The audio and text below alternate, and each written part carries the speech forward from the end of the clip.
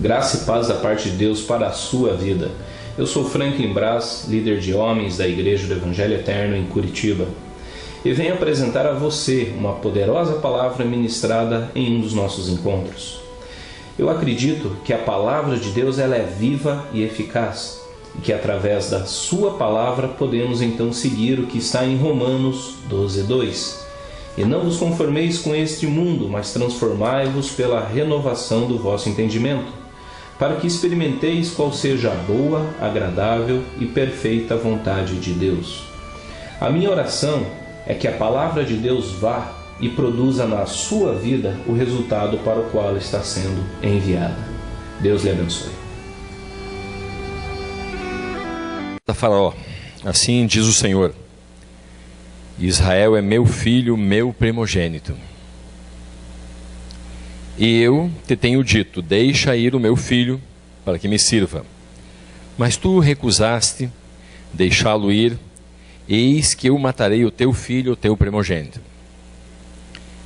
Ora, sucedeu que no caminho, numa estalagem, que o Senhor o encontrou e quis matá-lo. Então Zípora tomou uma faca de pedra, circuncidou o prepúcio do seu filho, lançando aos pés de Moisés, disse: com efeito, és para mim um esposo sanguinário. Obrigado, Senhor Deus, pela tua palavra, que ainda hoje fala conosco, Senhor. Tu és o nosso Deus, tu és o Deus que nos conhece, sabe do nosso coração, das nossas intenções, e por isso tu és um Deus que nos repreende no momento certo e nos abençoa no momento certo. Por isso nós te louvamos pelo teu cuidado, pela tua sabedoria, pelo teu cuidado de pai que ama o seu filho. Em nome de Jesus, amém. Podem sentar-se, meus amados. Deus manda um recado para Faraó e diz: o meu povo, eles são meus filhos. Aliás, Deus chama todos eles de filho, um único filho. Ele diz: Israel é meu filho, meu primogênito, meu primeiro filho. Aliás, a palavra primogênito significa primeiro filho gerado. Deus vai falar mais 2 vezes a respeito de primogênito. Ele vai dizer lá para frente, novamente vai repetir, que Israel é o primogênito, e vai repetindo essa mesma frase e vai dizer que Jesus é o primogênito, né? Que Jesus é o primogênito de Deus. Mas nós vamos ver aqui que é interessante como Deus enxerga as coisas, a maneira como Deus enxerga as coisas. Deus enxergava o povo dele da mesma maneira que enxergava Jesus. Mesmo antes de Jesus vir ao mundo, Deus já enxergava o povo dele como primogênito. Deus tinha essa visão do povo dele. Aliás, é interessante frisar que, num certo momento, Jesus manda os discípulos e diz: olhe, se fizerem alguma coisa a um desses meus pequeninos, a mim fizeram. E quando Jesus envia eles, fala: se fizer alguma coisa contra vocês, fazem uma coisa contra mim. Se fazem contra mim, fazem contra meu Pai. Então, essa delegação de autoridade mostra bem o desenho do reino de Deus, como Deus leva em conta os que são seus. É interessante que Moisés era uma das pessoas, a Bíblia diz que ele era o homem mais pacífico que existia, o mais paciente de todos. E num certo momento, então, essa história nos conta um fato interessante. Deus está dando instrução para ele, do que ele vai dizer para Faraó, e vai dizer: Faraó, se você não deixar o meu filho ir, se você não libertar o meu povo, eu vou ferir você. Eu vou ferir o teu filho, porque você está ferindo o meu filho, que é Israel, e eu vou ferir o teu filho.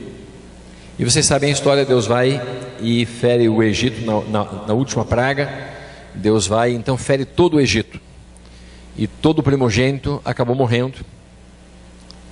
Então Faraó, naquele momento, resolve libertar o povo de Deus e deixar o povo de Deus sair da escravidão do Egito. Mas acontece um fato bem interessante, uma das questões talvez mais discutida por teólogos, e mostrando que logo após isso acontecer, Deus tenta matar Faraó. Deus tenta matar Moisés. Em seguida, por que Deus tenta matar Moisés? E o contexto vai explicar um pouquinho. Ele vai e faz a circuncisão. O filho dele não era circuncidado.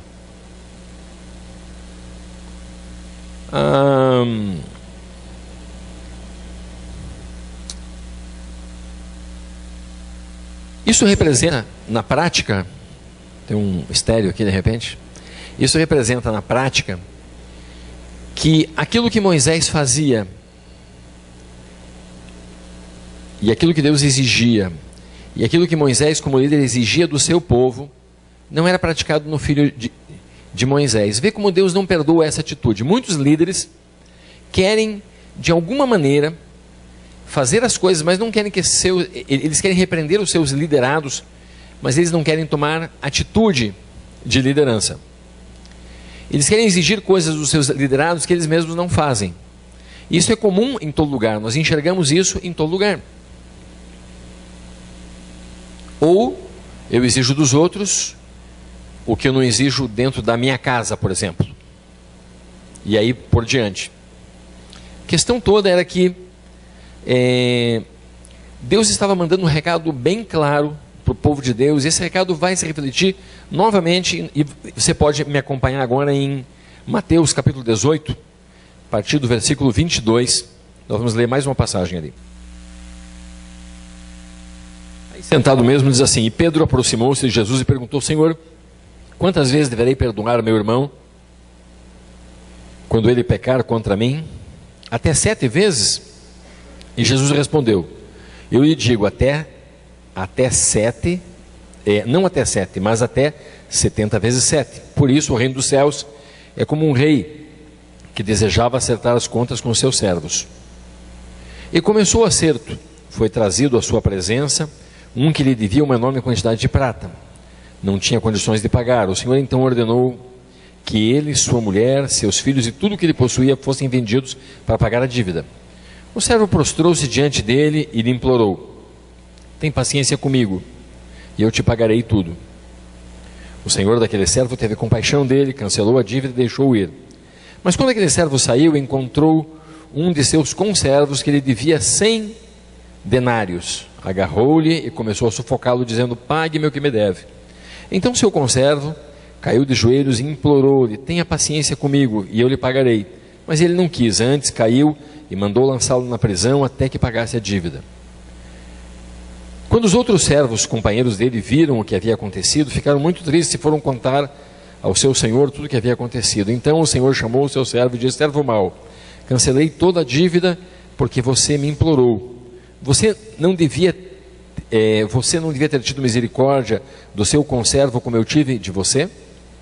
Irado, seu senhor entregou aos torturadores até que pagasse tudo o que devia. Assim também lhes fará meu Pai Celestial, e cada um de vocês, se cada um de vocês não perdoar de coração a seu irmão.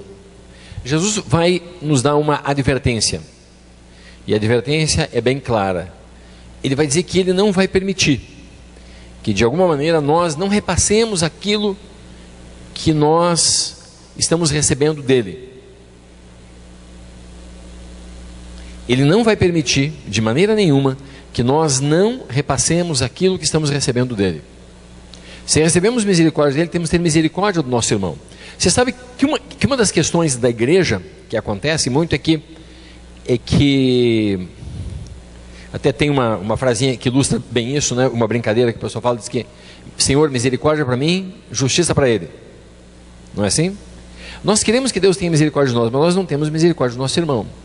E Deus não aceita esse tipo de atitude. Esse foi o motivo pelo qual Deus quis matar Moisés, porque Moisés não tinha circuncidado o seu filho. Moisés não podia deixar que o seu filho não recebesse aquilo que ele recebeu. A circuncisão era o símbolo da aliança, simbolizava que a aliança ia alcançar de geração em geração, e a aliança era feita quando a criança era bem pequenininha, até por uma questão de que era muito desconfortável, né? E provavelmente Moisés teve que fazer isso quando era adulto já, porque ele foi criado dentro da casa de Faraó. Mas independente disso, Moisés sabia bem o que Deus estava falando. Então o que Deus está dizendo para nós hoje, você que está em papel de autoridade, você tem que tomar cuidado com as coisas que estão acontecendo na tua vida. Acontece muito dentro dos lares hoje. Acontece que alguns maridos querem receber a bênção de Deus, mas eles não conseguem repassar isso, eles querem que Deus seja bom com eles, mas não conseguem repassar a bondade para suas esposas, ou para os seus filhos. Então às vezes nós queremos, nós nos achamos no direito como autoridade de fazer até certas coisas, que nós não permitimos que aconteça para baixo de nós. Aonde caem os pastores, de um modo geral? Caem naquilo que eles pregam. Eles pregam que tem que ser assim, tem que ser, mas quando eles não fazem, Deus mesmo derruba eles. Por quê? Porque eles estão tentando fazer pessoas que estão abaixo deles seguirem uma coisa que eles não vivem. E nós como cristãos temos que aprender essa lição de Deus, que Deus leva demais a sério isso. Deus diz: você quer que eu seja bom com você? Então por que você não é bom com teu irmão? Com teu filho, com a tua esposa, com a tua família? Por que você não é bom? Se você quer um Deus bom. Você quer que eu abençoe você? Porque você não abençoa teus filhos, tua igreja, se você é pastor, teus funcionários, se você é empresário? Por que você não toma uma atitude da qual você quer, daquilo que eu estou fazendo para você? Então Deus está nos abençoando, mas nós não queremos repassar as bênçãos. Esses tempos eu estive com um jovem. Ele estava me contando o quanto ele trabalhava na empresa e quanto a empresa dependia dele. E o patrão dele, embora cristão, não dava um salário digno para ele. Acontece muito isso. Às vezes nós queremos que Deus nos abençoe, nos prospere somente para nós mesmos. A prova disso são as nossas orações. Nós dobramos nosso joelho e oramos: Senhor, me abençoa. E quando esticamos, daí vai abençoar a minha família. Quando esticamos um pouco, abençoa a igreja. E para por aí, Senhor. Não tem bênção para dividir para todo mundo mais. Então nós dificilmente gastamos tempo orando por outras pessoas que nós não conhecemos, por nossos irmãos que estão morrendo da China. Eu recebi uma comunicação esse mês agora de uma missão que nós ajudamos, chamada Missão Voz dos Mártires. E lá tem um relato de várias pessoas sendo perseguidas o tempo todo, jovens fugindo no meio da floresta para levar a Bíblia. E quando são encontrados, são mortos. Uma moça com um sorriso muito bonito, mas o rosto totalmente deformado, queimado, porque confessou Jesus e queimaram todinho o rosto dela. Pastores que estão presos há 15, 20 anos porque disseram que Jesus é o Senhor. E isso no Laos, na China, no Camboja, na Coreia do Norte, em alguns países onde o Evangelho tem restrições fortes. Mas nós não gastamos tempo orando por esses irmãozinhos nossos que estão lá. Sabe por quê? Talvez porque dói mais o nosso gato, que morreu hoje, do que o irmão está sendo torturado lá, num lugar que nós não vemos. Mas sabe por que nós não sentimos esse amor? Porque nós não conseguimos repassar aquilo que Deus tem dado para nós. Se nós não aprendermos essa lição, a tendência nossa é morrer. Porque Deus não vai suportar esse tipo de coisa. Deus não suporta que nós não venhamos a transferir para o outro aquilo que Deus tem nos dado. Então se você pensa, meu querido, que você vai ser na igreja abençoado somente para você, você está enganado, porque Deus não vai suportar isso. A bênção de Deus não vai te alcançar. Vai chegar uma hora, ela vai te alcançar, mas vai chegar uma hora que ela vai retroceder. E Ele vai saber que você não fez, que você sendo abençoado não abençoou, então Ele vai tirar a bênção dele da tua vida. Então assim é para tudo, meus amados. Nós precisamos aprender essa lição. Nós precisamos aprender que nós precisamos perdoar. Por quê? Porque fomos perdoados. Nós precisamos amar. Por quê? Porque fomos amados. Nós precisamos dar. Por quê? Porque recebemos. Não é assim? Então se nós aprendemos essa lição, meus amados, nós temos uma vida de relacionamento com Deus e uma vida de relacionamento com o próximo, que é na verdade o símbolo do relacionamento com o próximo. Jesus eu estava lendo um livro bem polêmico com relação a algumas coisas. Eu sempre leio todos os livros nessa área de igreja que eu consigo ler. Tem vários que eu estou para ler ainda, mas esse livro chama-se Cristianismo Pagão. E ele estava dizendo: o mandamento de Jesus é um só. Um novo mandamento vos dou, que ameis uns aos outros como eu vos amei. E ele diz: nem tem um mandamento dizendo ama a Deus.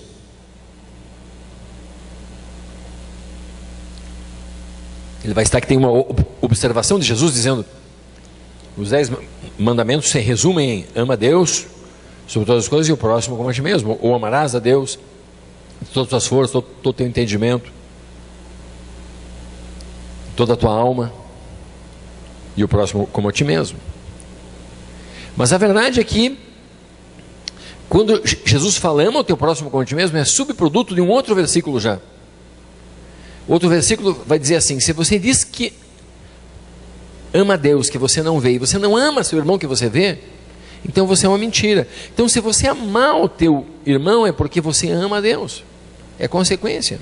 A prova de que você ama a Deus é que você ama o teu irmão. Então, como nós temos uma igreja que ainda tem desavenças entre membros, como pode haver membros que não se dão dentro de uma igreja? Como pode haver cristão que não se dá bem dentro da sua própria casa? Nós comentamos aqui que numa época nós começamos a investigar a vida dos jovens e alguns dos jovens mais espirituais que nós tinham problemas seríssimos em casa. Então nem os pais acreditavam que eles eram convertidos. Então às vezes nós temos uma vida de fachada. Na igreja nós somos uma coisa, talvez onde nós podemos aparecer somos alguma coisa, mas a verdade nossa, a verdade profunda nossa é outra. Que nós não somos tão convertidos assim, nosso testemunho não é tão bom assim. E quando as pessoas começam a conviver conosco, começam a falar mal do nosso testemunho. Dizem: mas esse que se diz cristão faz isso, faz aquele outro, faz aquele outro. Então nós estamos, queridos, sendo desafiados por Deus a vivermos uma vida de verdade. Não uma vida de aparência, mas uma vida de verdade. Uma vida onde aquilo que nós recebemos de Deus, nós damos para o próximo. Ou melhor, aquilo que nós queremos receber de Deus, nós queremos dar para o nosso irmão. Às vezes nós não conseguimos dar, mas quando nós sabemos que temos um Deus que nos abençoa, nós podemos ser abençoador da vida do nosso irmão. Então esse é o nosso desafio. Esse é o nosso desafio, não esperar que Deus, mesmo tendo um chamado para nós, mesmo dizendo: você é escolhido para fazer isso, eu escolhi você. E você pode ter certeza de uma coisa absoluta: Deus escolheu você. Você pode ainda não ter ouvido direito, você pode não saber para quê, mas uma coisa é certa: Deus escolheu. Deus tem um plano para cada um, mas em algum momento o próprio Deus vai frustrar os planos que Ele tem, se você não souber se comportar da maneira correta. Deus não admite que eu não repasse aquilo que eu recebi. Deus me deu essa palavra na Bulgária, e eu estava lá com os búlgaros, e os búlgaros eles são meio assim, o Jefferson sabe bem, né, Jefferson? Meio machistas assim, né? Eles são meio duros. Aliás, o Jefferson foi lá e foi comprar uma camisa cor-de-rosa, né, Jefferson? Não era nem cor-de-rosa, na verdade, né? Era meio assim, sei lá, um tomzinho, é um salmão assim, né? E daí o búlgaro que estava com a gente, o tradutor falou assim: vai comprar para a irmãzinha dele. Falou em espanhol. Daí o Jefferson foi passar, que estava um calor insuportável, já foi passar um creme, sei lá o que, para não ficar, né? O que era uma loção, não sei do que lá, né, Jefferson? Bloqueador, né? Ele falou assim: nem tem praia aqui, está passando. E ficava tirando sarro do Jefferson o tempo todo. Mas Deus me deu essa palavra lá, que as mulheres sofriam muita opressão dos seus maridos. E Deus me deu essa palavra para os búlgaros. E essa palavra, ela se repete para cá: como maridos oprimem as suas esposas, se são cristãos. Se tem a bênção de Deus, e eu falei, vocês não podem esperar que Deus abençoe vocês, se vocês não sabem replicar aquilo que Deus deu para vocês. Vocês não podem receber a bênção de Deus. Sabe que o problema nosso não é que nós de Deus, o problema é que nós não nos convertemos às coisas de Deus. Nós achamos bonito, né? O pastor fala, alguém fala, nós escutamos, nós cantamos alguma coisa, mas na prática não funciona. Nós não vivemos aquilo. E quando não vivemos aquilo, meus amados, então nós, de alguma maneira, Deus, o próprio Deus, vai nos castigar por isso e vai retirar a bênção da nossa vida. Então não tem desculpa. Quando você diz, eu não tenho recebido a bênção de Deus, não tem desculpa. Olha para você sempre. Reflexo das coisas. Tem um monte de marido já abraçando as esposas, agora tem que abraçar, cuidado. Amém, amados? Queria que você ficasse em pé.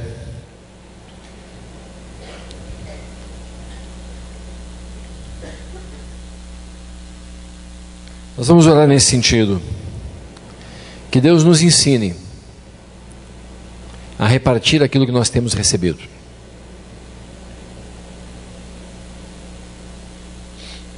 Eu estava num seminário da Jocum. Eu fui pregar a respeito de fé. E vocês conhecem bem que eu prego fé faz só uns 30 anos aqui mais ou menos. E daí ele falou, não pastor, não pregue isso não, escreva um livro. Não conte agora aqui, alguém vai copiar a tua ideia. Primeiro que a ideia não é minha. A palavra de Deus não tem, o único autor, real autor da palavra de Deus é o próprio Deus. Então não tem ideias próprias nossas. E segundo, que aquilo que nós de graça recebemos, de graça nós damos. Então nós não estamos aqui para sermos melhores uns que os outros, saber mais uns que os outros.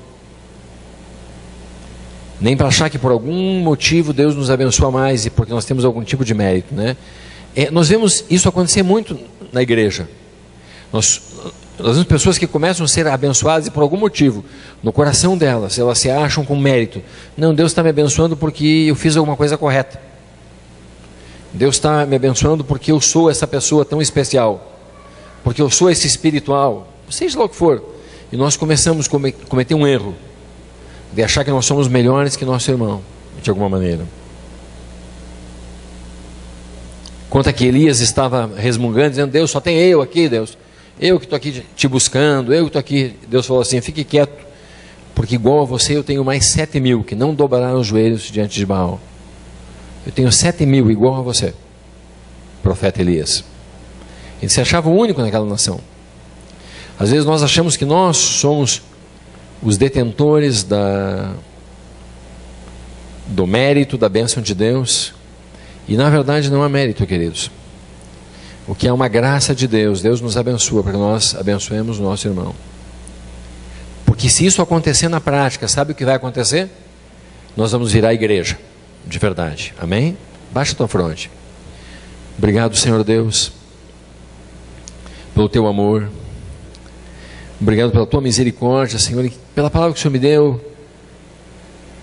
essa semana, Senhor, que a tua misericórdia se renova todas as manhãs, e eu entendi, Senhor, que mais uma vez eu podia alcançar a tua misericórdia, porque ela se renova hoje na minha vida, Deus. Ó Deus, ensina-me a ter misericórdia do meu irmão, Senhor Deus, porque eu sei que a mesma medida que o Senhor tem me dado, Senhor, é a justa medida do meu irmão, Senhor Deus. Ensina-me a ser misericordioso com o meu irmão. Ensina a ser amoroso com o meu irmão. Me ensina, Senhor, a olhar com bons olhos o meu irmão, não com olhos maus, Senhor. Não julgando e achando que ele é um picareta, que ele é uma pessoa má, que ele é usado pelo diabo, que ele é não sei o que. Ensina, Senhor, tira isso do meu coração, Senhor. Me ensina a olhar o meu irmão como o Senhor vê o meu irmão. Me ensina a olhar que o Senhor tem um propósito na vida dele, Senhor. Que ele sofreu tanto quanto eu sofri, que ele luta tanto quanto eu luto, Senhor Deus. Que ele é fraco na mesma medida que eu sou fraco, Senhor Deus. E que ele é merecedor das tuas bênçãos na mesma proporção que eu sou merecedor, Senhor Deus. Que que não há diferença entre mim e meu irmão, Senhor Deus. Ensina-me, Senhor Deus. Ensina-me a amar, Senhor, a minha esposa, Senhor. Amar os meus filhos, Senhor. Amar os meus amigos, Senhor. E amar os meus inimigos, como a tua palavra ensina, Senhor. Ensina-me a amar, Senhor. Amar as pessoas desse mundo. Me ensina a amar aquela pessoa que me fecha no trânsito, Senhor. Me ensina, Senhor. Me ensina a ser gentil, Senhor. A ser um cavalheiro, Senhor. A abrir a porta. A deixar outra pessoa passar, Senhor. A parar o carro para que outro passe que está com pressa, Deus. Seja o que for, Senhor. Me ensina. Me ensina a ser um cristão de verdade, Senhor. Não só um cristão de fachada. Não só um cristão que leva uma placa, um adesivo no carro, Senhor. Mas me ensina a ser um cristão de verdade, Senhor. Me ensina, Senhor, a olhar o meu irmão, Senhor, como tu estás vendo ele, Senhor. Me ensina, Senhor, que aquele pequenininho, mal cheiroso que está ali às vezes, Senhor, que o Senhor tem um plano para ele tanto quanto tem para mim, Senhor. Que o teu amor por ele é tanto quanto é por mim, Senhor.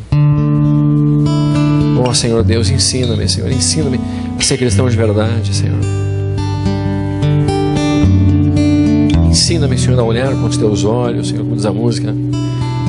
A perdoar com o teu perdão, Senhor. Ensina-me, Senhor Deus. Oh, a glória será tua, Senhor Deus. Oh, em nome de Jesus, Senhor.